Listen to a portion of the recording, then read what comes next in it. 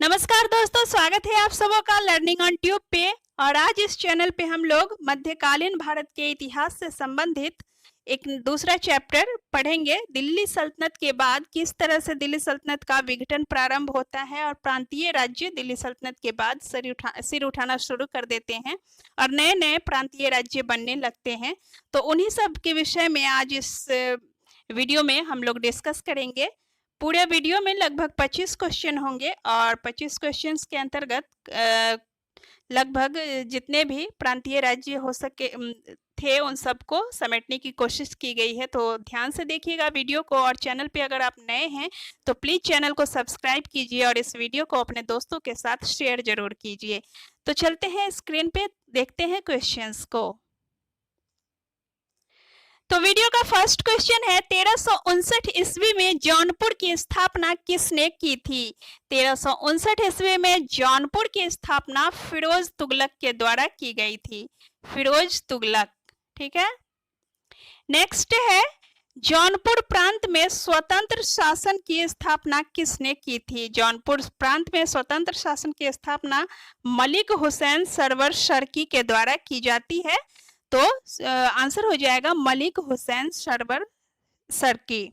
और 1359 ईस्वी में ही जौनपुर की स्थापना होती है, जिसकी स्थापना फिरोज तुगलक करते हैं। और फिरोज तुगलक के बाद जौनपुर को दिल्ली सल्तनत से अलग करने की कोशिश की थी मलिक हुसैन शर्की ने, और जिसने जौनपुर को एक स्वतंत्र राज्य बना दिया था। अर्थात यह दिल्ली सल्तनत से अलग होकर के अपनी स्वतंत्रता की घोषणा कर देता है।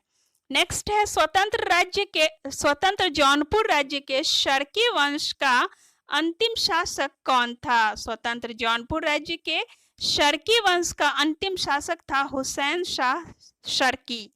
हुसैन शाह शर्की, ठीक है। नेक्स्ट है, मध्यकालीन किस नगर को सिराजे हिंद की उपाधि से नवाजा गया था? मध्यकालीन नगर था जौनपुर, जिसकी स्थापना फिरोज शाह तुगलक ने की थी और इसे जौनपुर को सिराजे हिंद की उपाधि दी गई थी, अर्थात हिंद का सिराज, ठीक है। नेक्स्ट है, मालवा राज्य की स्वतंत्रता की घोषणा किसने की थी? मालवा राज्य की स्वतंत्रता की घोषणा दिलावर खान गोरी ने की थी। मालवा के स्वतंत्र राज्य का सर्वाधिक योग्य शासक कौन था? मालवा के स्वतंत्र राज्य का सर्वाधिक योग्य शासक महमूद खिलजी होता है। नेक्स्ट है, फखरुद्दीन ने 1340 ईस्वी में मोहम्मद बिन तुगलक के शासनकाल में किस स्वतंत्र राज्य की स्थापना की? फखरुद्दीन ने 1340 ईस्वी में मोहम्मद बिन तुगलक के शासनकाल में बंगाल की स्थापना की थी। बंगाल की स्थापना कब हुई थी? मोहम्मद बिन तुगलक के शासनकाल में 1340 ईस्वी में, और स्थापना करने वाले कौन थे? फखरुद्दीन। नेक्स्ट है, बंगाल पर थोड़े समय के लिए शासन करने वाला ब्राह्मण शासक कौन था? बंगाल पर थोड़े समय के लिए शासन करने वाला ब्राह्मण शासक था राजा गणेश। राजा गणेश। नेक्स्ट है, किस शासक के संरक्षण में महाभारत का बंगला भाषा में अनुवाद किया गया? महाभारत का बंगला भाषा में अनुवाद किया गया था नुसरत शाह के द्वारा। विशासिम्हा। विशासिम्हा किस राज्य से संबद्ध शासक था? विशासिम्हा नुसरत शाह। विशासिम्हा कमाटा कामरूप राज्य से संबद्ध शासक था। आंसर होगा कमाटा कामरूप। नेक्स्ट है, कमाटा कामरूप में राय पृथुवंश का अंतिम शासक कौन था? कमाटा कामरूप में राय पृथुवंश का अंतिम शासक अरिमत्ता होता है। आंसर हो जाएगा अरिमत्ता। नेक्स्ट है, गंगा के डेल्टा से लेकर गोदावरी के मुहाने तक किस राज्य का विस्तार था? गंगा के डेल्टा से गोदावरी के मुहाने तक उड़ीसा का विस्तार पाया जाता है। अर्थात गंगा के डेल्टा से लेकर के गोदावरी के मुहाने तक कौन सा राज्य था? उड़ीसा। नेक्स्ट है, स्वतंत्र उड़ीसा राज्य का गठन किस शासक ने किया था? स्वतंत्र उड़ीसा राज्य का गठन अनंत वर्मन चोडगंग ने किया था।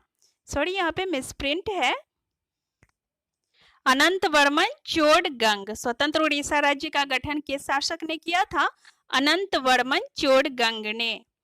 नेक्स्ट है अनंत वर्मन द्वारा निर्मित लिंगराज मंदिर कहाँ है? लिंगराज मंदिर जो कि आज भी बहुत ही फेमस है और यह मंदिर स्थित है भुवनेश्वर उड़ीसा में और यह बनवाया गया था अनंत वर्मन के द्वारा। ठीक है, अनंत वर्मन।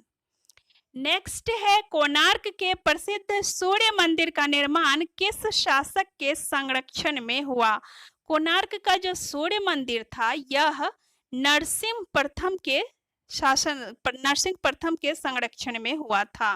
कोणार्क के सूर्य मंदिर का निर्माण नरसिंह प्रथम ने करवाया था।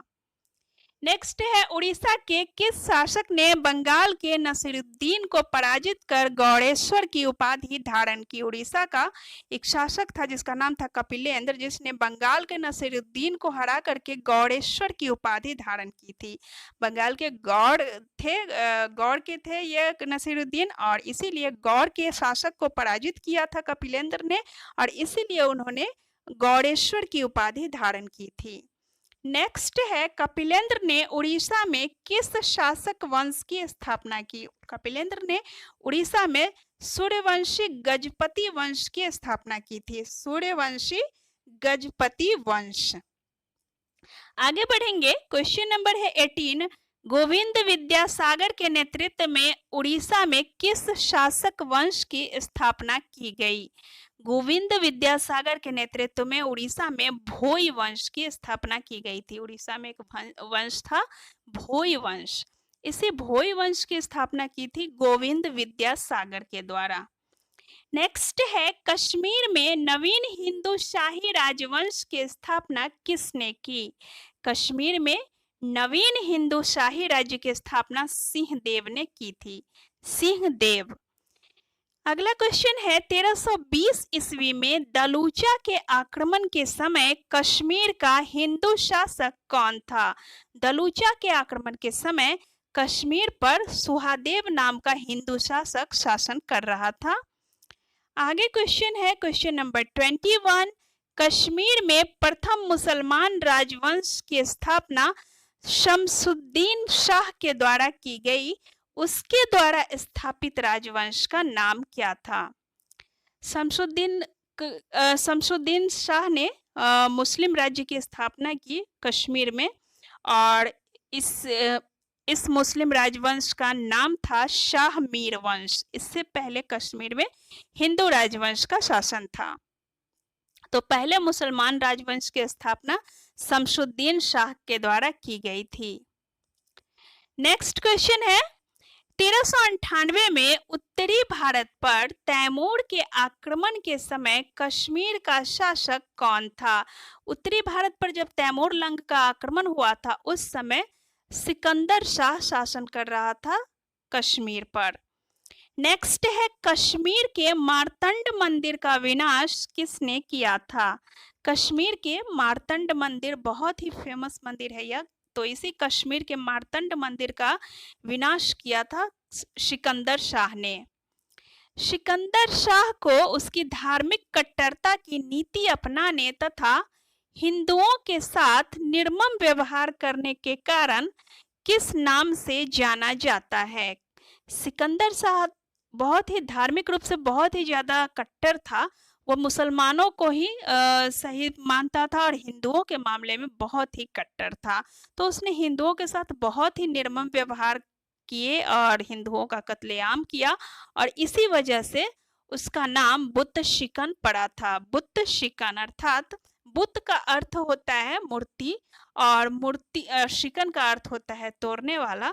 तो मूर्तियों का विनाश करने वाला या फिर मूर्तियां तोड़ने वाला कहा गया था सिकंदर शाह को, क्योंकि वह बहुत सारे हिंदू मंदिरों की के विनाश और विध्वंस करता है, बहुत सारे हिंदू मंदिरों को तोड़ता है और उसके साथ साथ हिंदुओं के साथ बहुत ही निर्मम व्यवहार भी करता है। इस वजह से उसका नाम बुत शिकन पड़ा था।